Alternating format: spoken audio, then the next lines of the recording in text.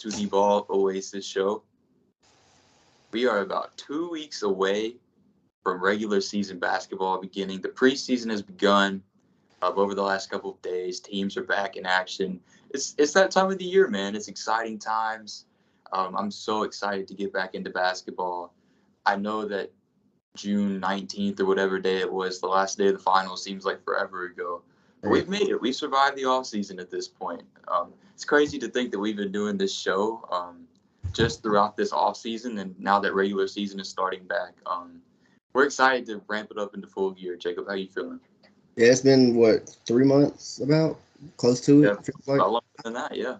It don't even feel like that long, but I'm very excited to cover the regular season now instead of like the dry days of the off season. Right. We'll finally have new content to talk about, new storylines, and seeing new players on the court with new teams. Right. I think it's going to be a really exciting start to the year. I'm really, really looking forward to it. And in anticipation of that, we have these award predictions here today for you guys. We did our standings predictions over the past 2 weeks. Those were had some mixed reviews amongst the public, to be rash, but those were a lot of fun. So maybe we get the same rise out of these. But we've got the awards predictions today. We're excited to get into those. I guess I'll just overview all the awards we're doing, just individual awards. You got the MVP, you got Defensive Player of the Year, Sixth Man of the Year, Rookie of the Year, Most Improved, and Coach of the Year. Those are the 6 awards we'll be doing today. We each have a winner for each award, and we have 2 runners-up that we'll talk about. And kind of probably want to work our way up to the MVP, saving that one for last as it is the biggest award. So I think that we're going to start today with the Most Improved Player. And I want you, Jacob, to start us out with, you can either you can give us the 2 runners-up first and then give us your winner, or you can start with your winner and then give us your 2 runners-up. I'll just go based off how you do it. Okay. I'll do the runners-up first. Good idea. So my runner-ups for Most Improved Player are Tyrese Maxey and Tyrese Halliburton. So, okay. And then for my Most Improved Player winner, I have Anthony Edwards. Wow.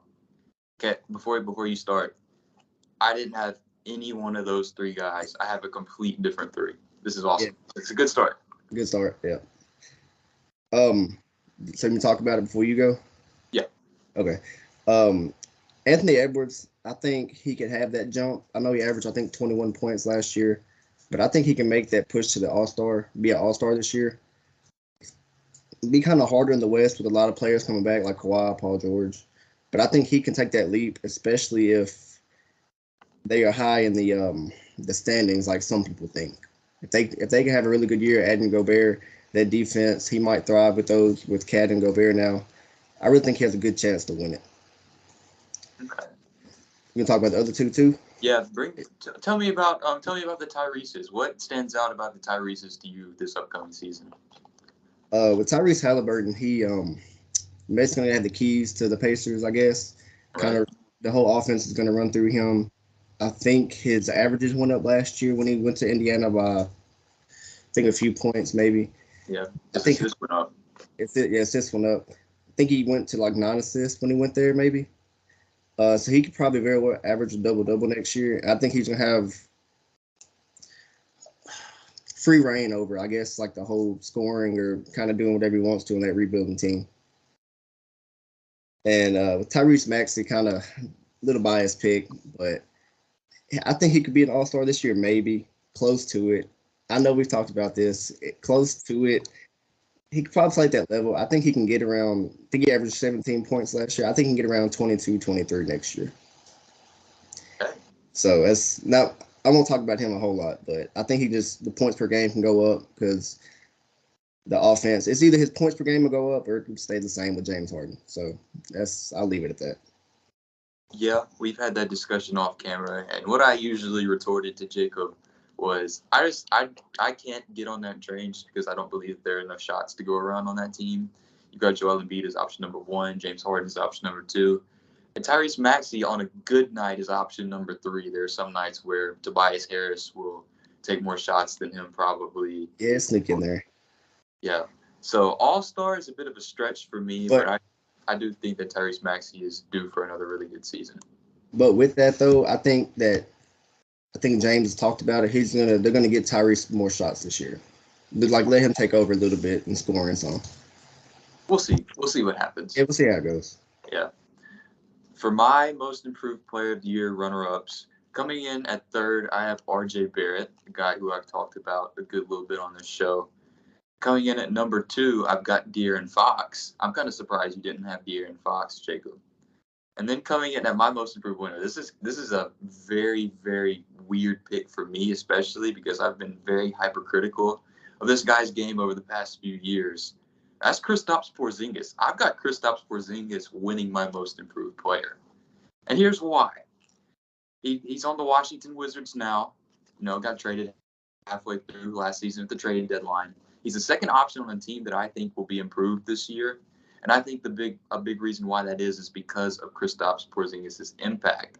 I think that he'll have free range in that offense. I think that they'll let him be himself, which playing alongside Luka, he could only do to an extent. He is playing alongside Bradley Beal now, who isn't quite the playmaker that Luka is. So it's still kind of yet to be seen how those two play with each other because Bradley Beal wasn't really on the court when Porzingis was last year that much. But Porzingis will just have opportunity this year. And I expect his scoring to go up. I expect that his shot attempts to go up. And I think that the Wizards will really benefit from Kristaps Porzingis playing aggressive. I think it gives them the opportunity to play aggressive this season. I think that he is due for a year like this after being injured for the past few years. And maybe I'm totally off base. But that's my belief about Kristaps Porzingis. But the other two, I've talked a little bit about R.J. Barrett. I think that he will probably be an all-star this upcoming season. He's just got to get better at finishing at the rim. He was dead last in efficiency at the rim last season. So let's hope that he's worked on that. He shot 40% from 3, I think, the year before last year, which seems kind of weird that R.J. Barrett's shooting 40% from 3, and I think it was like on 5 attempts because in the playoffs, they were basically letting him shoot in that series against the Hawks. They were leaving him open just because they didn't believe in that. And maybe I don't believe in that enough either, but if he could show that he could be a 40% shooter from 3 once again, I think the sky's the limit for R.J. Barrett. And then with De'Aaron Fox, we've talked about, the efficiency and the spacing that comes along with the new pieces that they add with Kevin Huerter, with Keegan Murray. I think De'Aaron Fox is due as well. I think that he had such a down year last year. He's got some new pieces around him. Maybe it takes some time to gel and adjust, but I think De'Aaron Fox is due. I think that he's the one that I actually felt the best about in this top 3. I just kind of wanted to be bold and put Porzingis as my winner, honestly. Yeah, De'Aaron Fox crossed my mind. I just didn't think about it too much, I guess. But he did cross my mind when I first thought about it earlier in the week. Yeah. Those are the most improved players, though. I think next I want to jump into – I guess we can jump into the Rookie of the Year, and I'll lead off with that. Coming in at number 3 in my Rookie of the Year, I've got Keegan Murray, talking about the Sacramento Kings. Coming in at my number 2, I've got Jaden Ivey. And then coming in at number 1 for me, I'm going to be boring. I'm going to be basic. I've got Paolo Banchero coming in at number 1 for me. Just basically, we've talked about Paolo Banchero so much already on this show. I think I said that I think that he'll average 28 and 5. I stand by that. I think those will. Yeah. I see your face. Yeah, you did. I think he'll be the first option on that team. As a rookie, I think that they'll run a lot of stuff through him. Just because why not? The Orlando Magic have nothing to lose. They drafted him number 1 overall for a reason. I think that he takes the bulk of the shots. I think that he rebounds the ball pretty well as a rookie. Defensively, I think he may have some issues, especially with his feet. I think that he may be in foul trouble. But I think he's a matchup nightmare, especially if he runs the 4. I think a lot of the guys who play the 4 won't be able to, play down low with Paolo Banchero. I think that they won't be able to match up very well. And I think that's where he'll get most of his work done. I think he'll be good at drawing fouls. I think he'll get to the line a lot. And if he could shoot league average from 3 his rookie season, he's a weapon. He's a weapon already. Right. And with the other 2 guys, I'll just talk quickly about them. Jaden Ivey is just so explosive. And having Cade Cunningham as his backcourt mate, a guy who we know can play make out of this world, a guy who I expect to have a very much improved year in his second year as well. I think he might be an all-star. And I think that Jaden Ivey, this is a comparison that I thought about earlier today, Jacob. You brought up Tyrese Maxey. I think that Jaden Ivey will be a lot like Tyrese Maxey. And Tyrese Maxey, what he tends to do is he tends to get out and transition and run very, very well. And I think Jaden Ivey will do the exact same thing. I think the Detroit Pistons will be one of the league leaders in pace this year. I think that they'll run 1,000,000 miles per hour with the guys that they've got.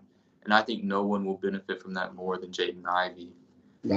I think that he, in that scheme, is primed to have a good rookie season. And then Keegan Murray, just with De'Aaron Fox as his facilitator, he's a professional scorer. He can get it from anywhere. With Sabonis kind of playing down low, he may be subjected to a perimeter role. But I like Keegan Murray. I think that he has the potential to average like 15 points his rookie season. And if the Sacramento teams are a relatively decent team, I think that might put him as a top 3 candidate in Rookie of the Year. I have the same exact 3. Same order. Really? Same order? Yeah. Wow. We are on the same wavelength. So I'm not even gonna talk about it, much. I have everything you said covered it. Jaden Ivey, I'm kind of everything. So same thing. So no Jabari Smith for you. Nope. I thought about putting Jabari Smith over Keegan Murray, but I kind of let Summer League kind of dictate how I determine it. But I did just see in a preseason game today, Jabari Smith scored 21 points and he hit 5 threes. So right. I knew you probably gonna have Paolo number 1, so I was close putting Jaden number 1, but I just didn't do it. So no Ben Mathurin? He might sneak in there. Maybe. He's on the Pacers. He might have some opportunity to. Yeah, he could. He might. I thought about him too, but those two were really the only other 2 that I could think of outside of the top 6. I don't think that there's really anybody who could just stand out there right now. Yeah. Maybe a guy like Johnny Davis, if injuries happen with the Wizards or something. We don't want that to happen, of course, but that's really the only other thing that I can think of, because 7th overall pick Shaedon Sharpe plays for the Portland Trailblazers. I don't expect him to be in the opening day rotation, honestly. I think he'll have to crack that as the season goes on. And then below that, I just don't see anybody else really competing. I think it's those top 5, 6 guys who are going to be competing for the Rookie of the Year. Yeah, I can see that. Yeah, that's usually how it goes, though. After Rookie of the Year, let's get into 6-man. Let's go to 6-man next. So, Jacob, give me your 3 6-men before I get mine. So my 2 runner-ups, I have Malcolm Brogdon, Jordan Poole, and my winner is Tyler Hero. Okay, I only have 1 out of those 3. Yeah, so Malcolm Brogdon, of course. Now, I question putting him in here because I think he can start some this year. Not take Marcus Smart's spot, but with Robert Williams coming out or being out, I feel like he could kind of move to that 1 or 2, and Tatum move to the 4. But they started Derek White today, so that kind of, I don't know how that'll be. But he's a good playmaker off the bench. He could probably run that second unit and help the first unit out off the bench. But I'll go and go to Jordan. I'll do Tyler Hero next. I meant to do him first, but he just got paid today. I think it was $130 million. So it's a lot, but it's a lot. But I think he averaged 21 off the bench last year. Yeah, he put up numbers. He did that. He can score the ball. I think he mentioned wanting to start earlier in the offseason. You did. But I don't see it happening unless something. I think they'll probably start. Maybe. I think they'll start Max Strus. Strus, yeah. So I feel like he can still give you 20, 25, 30 off the bench. But and same with Jordan Poole. I think we've talked about him on the point guard or shooting guard tiers. He's like a microwave. If he's hot, he's hot. If he's not, it's kind of back and forth. But he kind of meshes with, I guess, Golden State really well, and he can get you buckets off the bench. Yeah. And playmaker too. He can facilitate too. Right. But So for my sixth man of the year, I only had one out of those three, but the one that I did have is my winner. But coming in at number 3, sixth man of the year, I have Norman Powell as my number 3, sixth man of the year. And then coming in second place, I have Christian Wood. I have Christian Wood coming in second. And then winning it, I have Jordan Poole winning sixth man of the year this year. A lot of what you said, Jordan Poole is a microwave. He's a shot chucker. And that's kind of a stigma that I've given to a lot of the guys in the league. But Jordan Poole is one of the more efficient ones. I know that he has his nights where he does not shoot the ball well at all. But with that Golden State Warriors offensive scheme, I think that that's okay. I think that they're going to allow him to take more responsibility in that offense this year, running with that second unit especially. I think that his role is coming off the bench. I think that they'll start Klay Thompson and Andrew Wiggins still over him, which as they should. yeah. But I think Jordan Poole has the most opportunity out of anybody, maybe besides Tyler Hero. I kind of expect Tyler Hero to have a little bit of a down year, though. Maybe not technically a down year, but Yeah. less than last year in Yeah. the regular season. And the thing about Jordan Poole is he's a plus playmaker and he's a plus scorer. He's a plus scorer, but he's a plus playmaker. In that scheme, who's almost always a top 5 offense, I just think that's a recipe for success. I think that his numbers will emulate a lot of what Jordan Clarkson's did in his sixth man of the year season. I see a lot of similarities in those two's game. I just think this is the year that Jordan Poole does it. Talking about the other two, Christian Wood, of course, it came out the other day that Christian Wood will likely come off the bench for the Dallas Mavericks.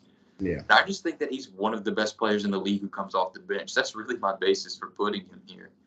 And I think that a lot of the matchups that he'll draw if he runs with a lot of other teams' second units, I think are favorable for him. If he's playing that stretch role, he's a solid driver out of playing that stretch role where he either catches and shoots or he catches and he drives to the lane. And watching a little bit of the Rockets last season, I saw him do that effectively, and maybe he carries that over to the Mavericks. But I just think he's a really good player. That's the only reason why I have him, and I think his numbers will be good. And somebody has to step up on that team in the place of Jalen Brunson. And I said on the last episode, I think Spencer Dinwiddie might do a lot of that. But I think Christian Wood is in a position where he has to do some of that as well. I think he's the third best scorer on that team. So we'll see what he does. And then Norman Powell might start for the Clippers, honestly. I'm not completely sure what their starting lineup will look like. But Norman Powell is just a bucket getter as well. He's kind of a trendy pick for me. I'm a big Norman Powell guy. I think he's really good. And he gets his numbers. He's always around 16, 17 points a game. His efficiency is usually good. And he's playing on a team where he doesn't really have any pressure around him. He's got scorers around him. So he'll have a lot of catch and shoot opportunities. He'll be able to drive. He'll have lanes. So that's why I have him here, number 3. Yeah, I can agree with that. So Christian Wood, I basically had him in there. I just kind of moved him out for some reason. I don't know why, but he was in there. I just went back and forth with it. I think I had him out before, or I had him out before the news came out, I think, but I kind of almost moved him in there. Yeah, that kind of put him over the top for me. In your list, you had Malcolm Brogdon there. I kind of expect at some point Malcolm Brogdon will start, honestly. Right. I just don't know what that lineup will look like. I think that would probably force Al Horford to come off the bench, but I think that might be a matchup-based thing. And maybe Malcolm Brogdon comes off the bench because Al Horford usually runs with that first unit. Yeah. If Malcolm Brogdon comes off the bench, I think that he could very easily be a top 3 candidate as well. I didn't see him in that role, honestly. Yeah, and another thing, that's why I mentioned he probably might start some this year, but he's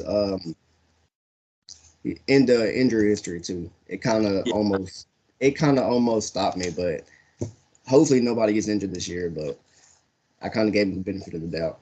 Yeah, for sure. 3 more awards left. Let's go ahead and get the last kind of boring one out of the way. Let's go ahead and get Coach of the Year out of the way. So I'll go first. Coming in at my number 3, very trendy pick for me. Y'all know how high I am on the Pelicans. I've voiced that in the last episode. So Willie Green's coming in at number 3 of my coach of the year. Coming in at number 2 is Mike Budenholzer, the coach for the Milwaukee Bucks. And my winner is going to be Monty Williams, the coach of the Phoenix Suns. I think the Suns will be a top 10 offense and defense even without Jay Crowder likely being there. And kind of just the culture that he's created. I know that there are some questions with DeAndre Ayton right now and his, where his head is at. But Monty Williams is just, he's a leader of men. I know that sounds super, super cliche, but Monty Williams is probably the best leader as a coach in the league. He gets through to his guys. They have so much respect for him. And on the court, I mean, they just produce. They don't roll out the most talented roster 1 through 9, 1 through 10, but they're almost always at the top of the league over the past few seasons. Everything that they do, they just play super efficient basketball. And then in the fourth quarter, they just turn it up as a team. I know in clutch time last year, Devin Booker and Chris Paul were 2 of the top 3 players in the league in clutch time. And I got to think that Monty Williams putting them in the right spots has something to do with that. So he comes in at my number 1. Mike Budenholzer comes in at my number 2. I have the Bucks winning 59 games. I've voiced that in the Eastern Conference standings. So I think that alone kind of puts him in that discussion. I think they'll be a top 10 offense and defense as well. And they play together. I think that his play calling is really, really good. So I've got him there. Then at number 3, Willie Green, the trendy pick. I just love the culture he's developed in New Orleans, and I think that will get him some votes, along with the jump that I expect them to make from the 8 seed to the 3 seed, which may be kind of a stretch, but I think that their culture is really, really, really good.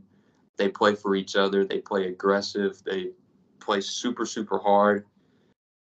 Yeah, that's my 3. So my 3, it's my runner-ups. One of them is, I was nervous putting him here. Chris Finch for my second runner-up. Coach of the Timberwolves, by the way. Huh? I said coach of the Timberwolves, by the way. Yeah. And then I have Eric Spoelstra from the Miami Heat. And then I also have Monty Williams as my winner. Monty Williams, like you said, he's a great guy. I think every coaching staff he's been on, all the players have liked him, pulled everybody together, respectable. Eric Spoelstra, I think, Heat culture, we've heard a lot about it everywhere. They're normally, no matter what, kind of in the playoffs or in that picture, like sometimes the top of the East. And I watched some stuff last year, some plays that he drawed up at the end of games, and they worked out. I think it was I forgot what game it was, but they, I just kind of like how he pulled everybody together. So, and then Chris Finch, I just kind of threw him in there. I think the Timberwolves can make a big jump. I think they were the 7 seed last year, 8? 6 seed. They 7 seed. They were the 7 seed last year. Like I said earlier, I'm expecting Anthony Edwards to take another jump. Rudy Gobert's there. It's kind of hit or miss. He could either be good or he could be really bad, like last year, like we saw in the playoffs, which they could have won that series, but he had his moments where it kind of cost him that series. I kind of have a gripe with that Chris Finch pick, actually. I don't think he's that good of a coach. Yeah. I think that he almost single-handedly lost them the series against the Memphis Grizzlies. I thought that his coaching was really, really bad coming down the stretch. I don't think that he put his guys in the right spots, especially offensively. And defensively, he's just not a defensive-minded coach in general. So I think that might be masked this season with having Rudy Gobert in the middle, because Quinn Snyder is supposedly a defensive-minded coach, but I don't think he's the greatest. And Chris Finch, I think, is a less defensive-minded coach than Quinn Snyder is. I just don't think that Chris Finch is that good of a coach. Maybe his team makes him look good. Yeah, I think if he is somehow in that discussion, I think that's probably how it would go. That's just me, though. Maybe you think differently than I do. Yeah, I'm kind of counting on the team making them look better. Like I said, they could sneak into top 5 maybe. Luckily, everything would have to go their way. Yeah. All right. Defensive Player of the Year, second to last one. Jacob, you give me your Defensive Player of the Year Your three first. So my two runner-ups are Rudy Gobert, Giannis, and then my winner is Bam Adebayo. I have two of those three. With Bam, he's one of the few players you can say that guard the 1 through the 5 position.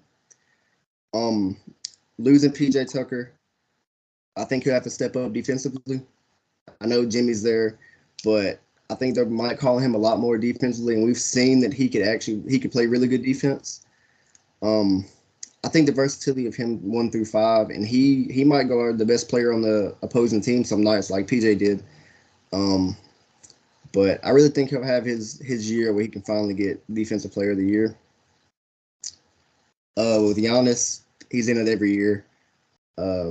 Passing lanes, he can guard the 1 through 5 basically too. He gets a lot of steals, blocks, not chase downs, but just gets a lot of blocks in general. And I think with Drew Holiday there, it kind of helps him too. That's a really good defensive, Right. I guess, duo you could say. Mm-hmm. But and Rudy Gobert, I mean, you could say he's always in it, but I think this year it could be I think could be in talks all year, especially with Cat, maybe. I don't know. Rudy will probably have the paint like he's always had, like in Utah. But I guess a new team, new system. We'll see how the coaching is, like we just mentioned. But he could make a kind of a push for it this year. Yeah, I definitely thought about putting Rudy number 1. I think that he should probably be number 1 every year. I think he's a transcendent defender. Y'all know how I feel about him. Yeah. My 3, I've got Mikal Bridges at my number 3. I was close. Yeah. I've got Rudy at my number 2. And I also have Bam Adebayo as my number 1. I was very interested to see you have him as number 1 as well. I think it's kind of overdue. I think that he even hasn't really gotten any top 3 recognition. I don't think so. And I think that that's criminal, really, because Bam has been one of the top defenders in the league over the past few seasons. Like you said, we've talked about his switchability. He's one of the only guys who can truly guard 1 through 5. And like you said, I think that his role will be increased defensively this season with the loss of PJ Tucker taking on those one-on-one matchups, especially with the most skilled bigs in the league. I think that he will draw Kevin Durant assignments. I think that he'll draw the Giannis assignment. He has usually drawn the Joel Embiid assignment. I expect that to stay the same. I think that he could potentially draw a Jason Tatum assignment as well. I think that all of those guys will be defended primarily by Bam Adebayo whenever they play the Miami Heat. So he will have opportunity. Yeah. And I think that he'll shine. I think that he'll really show what he's about on the defensive end. And good for him, because he's deserved to be in that top 3 discussion over the past few years. He's just kind of been outshined. Rudy, talk about Rudy. He's a transcendent defender. Everything gets funneled to Rudy on defense, which kind of makes him look bad sometimes. But we know how good of a defender he is. He's just incredible. Being on a new team, I think kind of is the only thing that kind of held me out of putting him at number 1, just because I don't know where Chris Finch will put him. That's kind of my gripe with Chris Finch. I don't know how he'll use him in the interior. With Quinn Snyder and the Utah Jazz, they played that defensive scheme where the guards would funnel everything inside to Rudy Gobert, and that's how they played. But I think that the Timberwolves will take on a similar scheme. I think you have to with Rudy. You don't want him to be stuck out on the perimeter, as good as a defender as he is. He's 7'7", and he's not the fastest, so you can't really fault him for that. And I threw Mikal Bridges in here. Had to get some guard representation. I think he finished 2nd this past season, which is crazy to think about. He finished either 2nd or 3rd. Mikal Bridges, we know about the link with Mikal Bridges. He guards the best players in the game. He's the best player on a top 3 Phoenix Suns defense. I think the big thing with him is he may have to be a little more physical on the defensive end. We saw in that Mavericks playoff series, Luka bullied him. Luka just straight up bullied him. It was really shocking for me to see that, because nobody had really bullied Mikal Bridges before, but Luka did that. And Mikal Bridges is a really good help defender. He's going to be in the passing lanes. He's going to get steals. I think that he is the most likely guard to be represented in the Defensive Player of the Year this year. I also thought about Marcus Smart again. I thought about Drew Holiday. I thought about Drew Holiday. Yeah, but ultimately, I went with Mikal Bridges. He's one of my favorite players in the league in general, and I think he'll be there again. I think the Suns will need him to have a stellar defensive season. Yeah, I agree. I was close to putting him or Drew kind of at the 3. Like, I wanted to throw a guard in there. I just couldn't do it with the other 3. Yeah. You brought up Giannis. Giannis completely slipped my mind on Defensive Player of the Year for whatever reason. I don't know why it happened, but I would still probably put Mikal Bridges in my top 3 regardless. Yeah, I don't think voter fatigue will kind of play a part this year, but yeah, right. You know. So, ladies and gentlemen, we are at the MVP, and Jacob, here's what I want to do for the MVP. I want to go one by one with the MVP. So I want you to give me your 3. I'll give you my 3. You give me your 2. I'll give my 2. You give your 1. I'll give my 1. And we'll talk about each player before the other gives his. So you go ahead, tell me who your number 3 is, and you talk about why you have them at number 3. So my number 3, I have Giannis. Okay. Like we've said before, he's like with the Defensive Player of the Year. He's there every year. So important to that Milwaukee team. Whatever team he's on, they're going to be a top team. It doesn't matter where he's at. His impact on the offense and defense, really important. Like you said, you have him at 59 wins? Right. I don't have him that high, but I got him pretty high in the standings. I think I had him at 3 or 2 maybe, but they could easily be number 1. I think his impact really, because without him, you could tell the difference of how that team will be. I think everything is run through him, offense and defense almost. Yeah. That's really the basis of Giannis, man. Yeah. Coming in at my number 3, I've got Nikola Jokic. I've got Jokic at my number 3. We know about the voters' fatigue. He's a back-to-back MVP. So I don't expect them to give him MVP regardless of the year that he has. I think that the Nuggets will be the 4 seed. I think that they'll sit around that mark. I think that his counting stats will look something like 28 points, 13 rebounds, 9 assists. So his counting stats will be there. I think he'll be efficient as always. We know about his improved defense. And I think that he will have the Nuggets as probably a top 5 offense in the league. But I think a lot of that impact has been overlooked, and I think that it will continue to be overlooked. And then also just the voters' fatigue. Yeah. Like I said, it doesn't matter what Nikola Jokic did this year. He can come out and average 33, 34 points, and the Nuggets be like a top 3 seed. People will still say, well, he's won it the past 2 years, so let's give somebody else a turn. You know how that goes. Right. But I've got Jokic at number 3. I think that's where he'll sit. Yeah, I kind of thought about putting him in there, but like you said, voters' fatigue.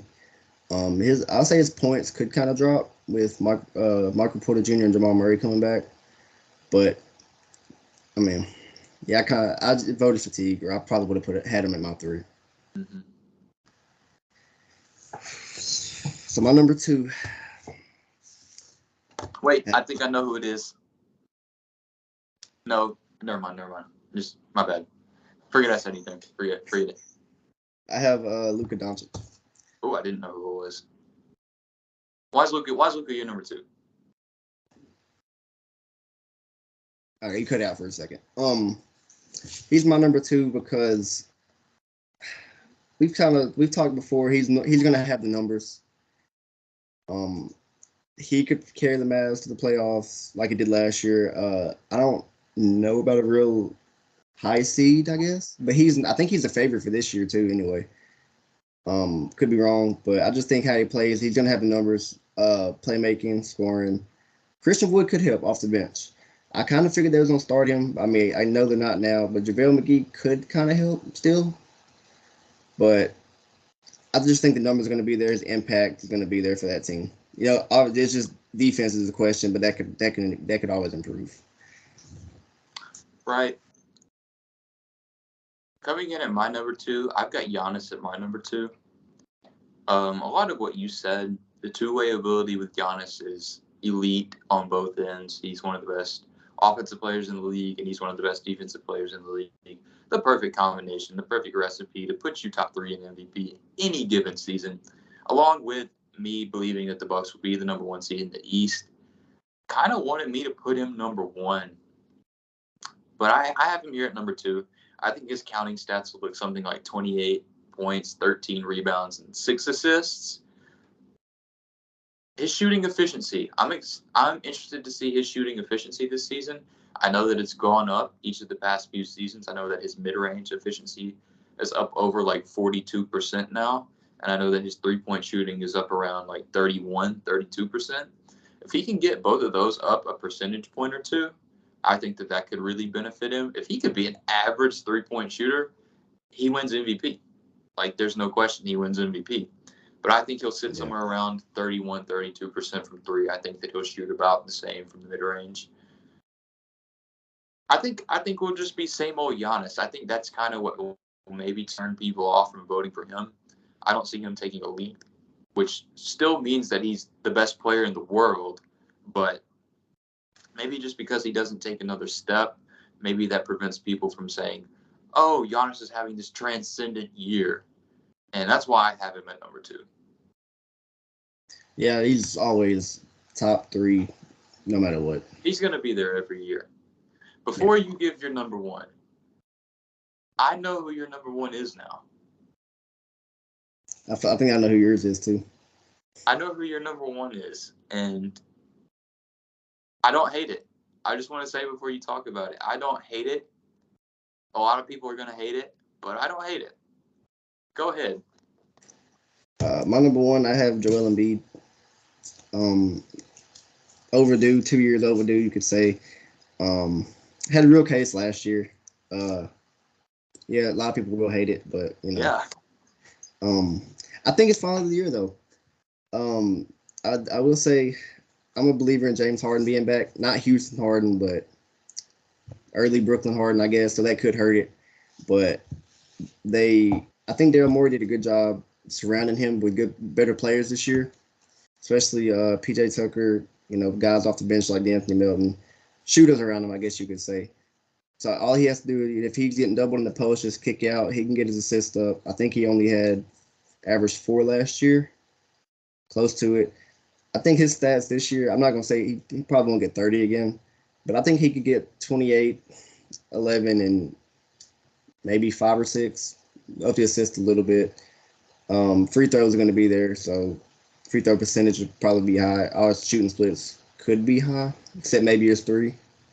But his impact, I mean, kind of saw it last year. He kind of carried the 76ers last year for the most part.